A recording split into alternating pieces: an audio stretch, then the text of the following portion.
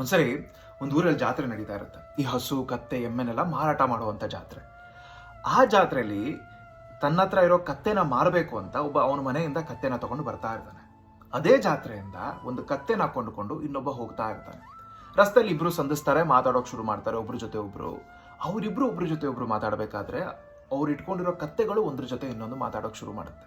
ಕತ್ತೆ ಹೇಳುತ್ತೆ, ನಾನು ಎಲ್ಲೂ ಓಡಿ ಹೋಗಬಾರ್ದು ಅಂತ ಇವನು ನನ್ನ ಕೈಯಲ್ಲಿ ಬಿಗಿಯಾಗಿ ಇಟ್ಕೊಂಡಿದ್ದಾನೆ. ಆದ್ರೆ ಅವನಿಗೆ ಅರ್ಥ ಆಗ್ತಾ ಇಲ್ಲ, ನನ್ನ ಕೈಯಲ್ಲಿ ಬಿಗಿಯಾಗಿ ಇಟ್ಕೊಂಡಿರೋದ್ರಿಂದ ಅವನಿಗೆಲ್ಲೂ ಓಡೋಗೋಕ್ಕಾಗ್ತಾ ಇಲ್ಲ ಅಂತ.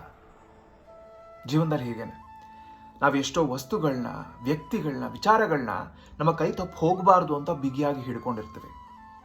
ಸತ್ಯ ಏನಪ್ಪಾ ಅಂತಂದ್ರೆ, ನಾವು ಬಿಗಿಯಾಗಿ ಇಟ್ಕೊಂಡಿರೋದ್ರಿಂದ ಅದು ಓಡೋಗ್ತಾ ಇಲ್ಲ ಅಂತಲ್ಲ, ಅದು ಓಡೋಗ್ಬಾರ್ದು ಅಂತ ನಾವು ಬಿಗಿಯಾಗಿ ಇಟ್ಕೊಂಡಿರೋದ್ರಿಂದ ನಾವು ಓಡೋಕ್ಕಾಗ್ತಾ ಇಲ್ಲ. ಜೀವನದಲ್ಲಿ ನಾವು ನಿಧಾನ ಆಗೋಗಿದ್ದೀವಿ, ಎಲ್ಲೂ ತಲುಪೋಕೆ ಆಗ್ತಾ ಇಲ್ಲ ಅಂತ.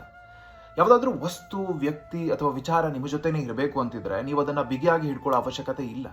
ಅದು ನಿಮ್ಮ ಜೊತೆ ಇರಬೇಕು ಅಂತಿದ್ರೆ ಅದು ನಿಮ್ಮ ಜೊತೆ ಇದ್ದೇ ಇರುತ್ತೆ.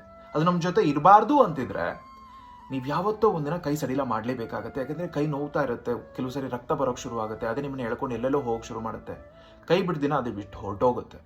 ಅವತ್ತು ನಿಮಗೆ ಅನ್ಸುತ್ತೆ, ನಾನು ಇದನ್ನ ಮುಚ್ಚಲೇ ಬಿಟ್ಬಿಡ್ಬೇಕಾಗಿತ್ತು, ಇಷ್ಟು ದಿನ ಇದನ್ನ ಕೈಯಲ್ಲಿ ಹಿಡ್ಕೊಂಡು ತಪ್ಪು ಮಾಡಿದೆ, ಜೀವನದಲ್ಲಿ ನಾನು ಎಲ್ಲೂ ಹೋಗೋಕ್ಕಾಗಲಿಲ್ಲ ಅಂತ.